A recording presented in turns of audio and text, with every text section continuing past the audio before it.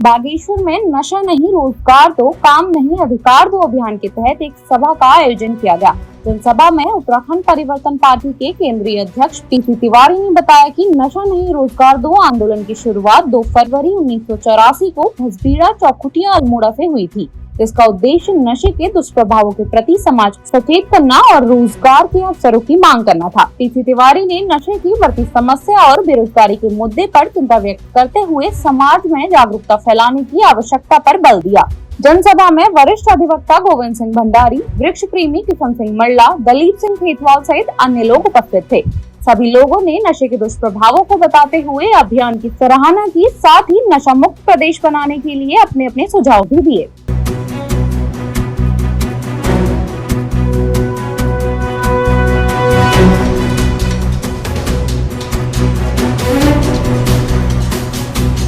तो कभी कभी बड़ा दर्द होता है मुझे एक बात कहने में। जब उत्तराखंड राज्य बना था वो रोजगार की बात ली थी, रोजगार के लिए उत्तराखंड राज्य बना था, नहीं कि हमें ये शराब की दुकान खोलने के रोजगार बना था। लेकिन मैं कभी कभी सोचता हूँ आज जो हमारे जनप्रतिनिधि है उसने कभी रोजगार की बात की नहीं। उसने पहाड़ में कितने बार जो है, पत्रकार महोदय मैं आपसे निवेदन करना चाहता हूँ कि उद्योग नीति, पहाड़ की उद्योग नीति ने चौपट कर दी। पहाड़ की उद्योग नीति चौपट कर दी भाई तुमने। पहाड़ में उद्योग कैसे लेंगे भाई? हमारे पास जो है जो छोटे छोटे उद्योग लगते उसमें आप जीएसटी माफ करते, उनको बिजली के सब्सिडी देते, उस पर जो है ट्रांसपोर्ट की सब्सिडी, छोटे छोटे उद्योग खुलते। मैं कह रहा हूँ कि आज एक छोटी सी उदाहरण आपको देना चाहता हूँ कि उत्तराखंड में 1 अरब रुपए का प्रिंटिंग का कारोबार होता है और इनके चहेते कहाँ, मध्य प्रदेश से लेकर के देहरादून से लेकर के उन्हीं के खास आदमी है। और ऐसे ऐसे टेंडर बना दिए गए हैं कि पहाड़ में वो काम जाए नहीं, कि उन्हीं को जाए। ऐसे उस टेंडर को कोई पास नहीं कर सकता है। और भाई ऐसा सरकार क्या कहती है? एक आपने बड़ा एक देखा होगा कि भारत सरकार कहती है कि उत्तराखंड युवाओं का देश है। ये 10 साल जो है दशक जो है उत्तराखंड क्या है, युवाओं का दशक है। और धामी जी भी कहते हैं देहरादून से उत्तराखंड इसका दशक है। लेकिन शराब की दुकानों को लाइन लगा दी, शराब की दुकानों को लाइन लगा के उत्तराखंड का दशक बनेगा क्या? उनके रोजगार के हाथ में है नहीं, रोजगार तुम उनको देगा नहीं। और अच्छा एक बात है, जब तक आप पॉलिसी, पहाड़ की उद्योग नीति एक पॉलिसी नहीं बनाएंगे कि पहाड़ के रोजगार की पॉलिसी नहीं बनाएंगे, तब तक पहाड़ का भला होने वाला नहीं है। और इस मीडिया के माध्यम से करना चाहता हूँ कि आज युवा जो है सो गया है भाई। हमारे युवाओं को तो पता ही नहीं है। हम 60 वर्ष के ऊपर के लड़के जो लोग जो है हम लड़ाई लड़ रहे हैं, लेकिन हमारे युवा मैदान में कहीं है ही नहीं भाई। वो मैदान में आए नहीं, उसको सो गया है, वो तो फ्री में चल रहा है। इसलिए निवेदन करना चाहता हूँ कि आपके माध्यम से ये टॉपिक हमेशा आना चाहिए। जब तक युवा नहीं जाएगा, जब तक पहाड़ की जो है रूल नीति नहीं बनेगी, जब तक जंगल नीति नहीं बनेगी, जब तक पानी की नीति बनेगी।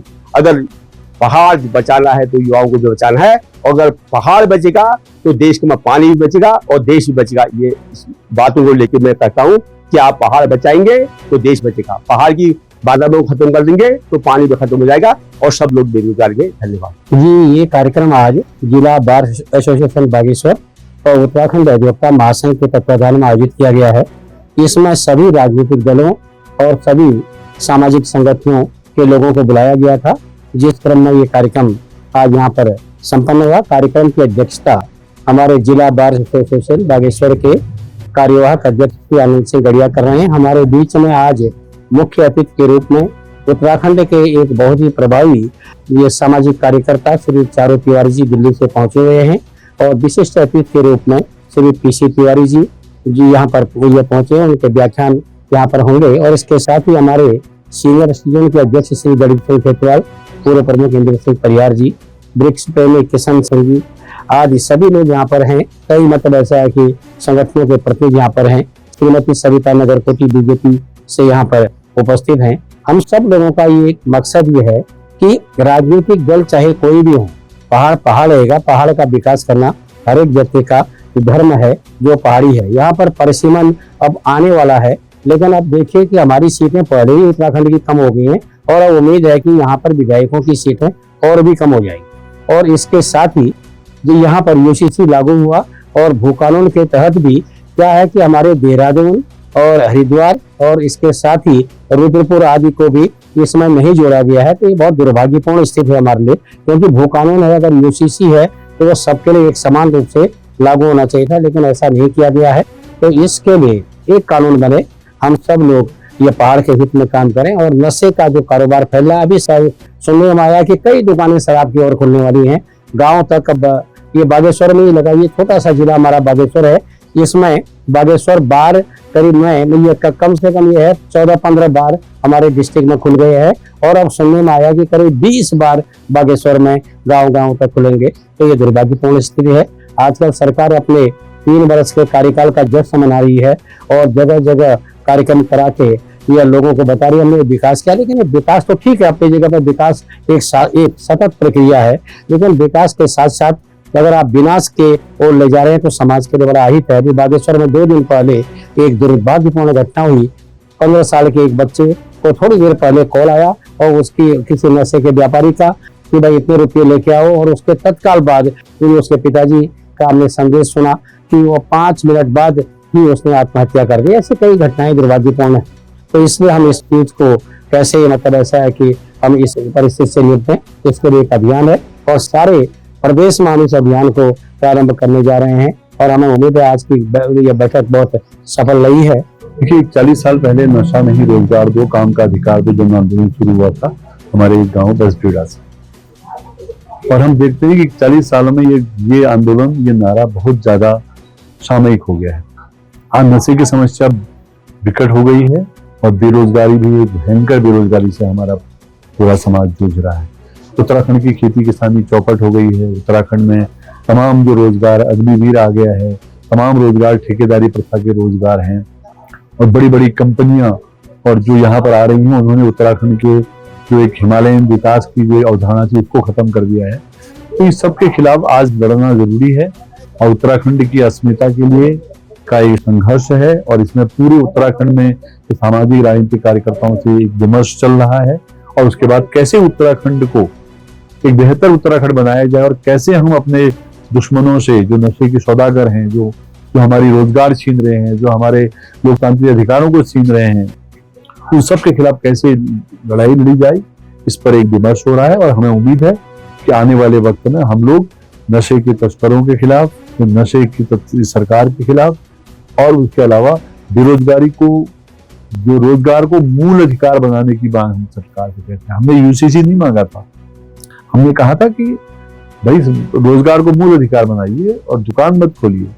साबित है कि ये सरकारें जन विरोधी हैं, जमीन, जल, जंगल, जमीन की लूट कर रहे हैं, भू कानून के नाम पर ठग रहे हैं। इसलिए एक बड़े बदलाव की जरूरत है, सामाजिक बदलाव की, राजनीतिक बदलाव की, व्यवस्था बदलाव। पहली बात तो यह है कि नशा नहीं रोजगार दो आंदोलन की 41वीं वर्षगांठ भी है और 2 फरवरी को इसका हमने 41वीं वर्षगांठ भी मनाई।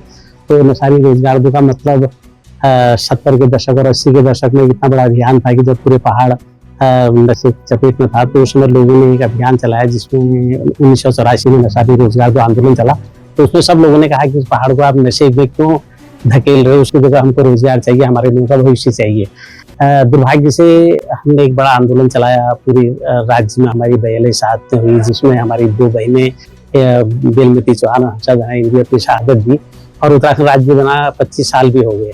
तो जब आज हम ये पूरे अभियान को चला रहे हैं तो ऐसे समय में सरकार ने अभी एक और नीति लाई है कि जितने भी शराब के ठेके हैं उनको गांव-गांव तक पहुंचाने, एक तरह से नशे को एक बार फिर हमारे गांव वाकिलों तक पहुंचाने का एक साजिश सरकारों ने की है।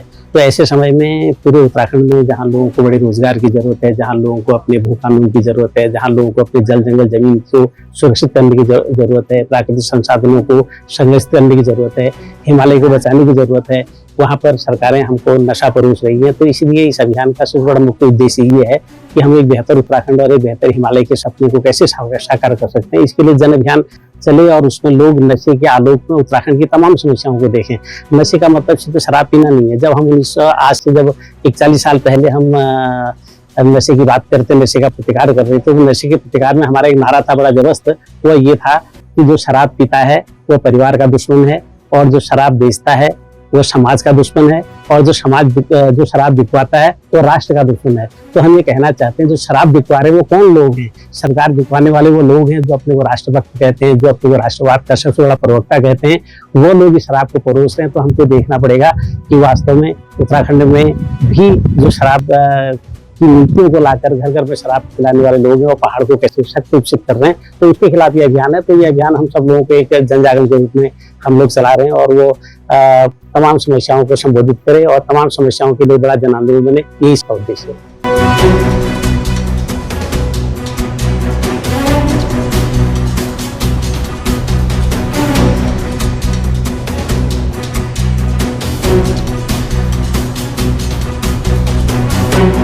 BK न्यूज के लिए मानसी जोशी की रिपोर्ट।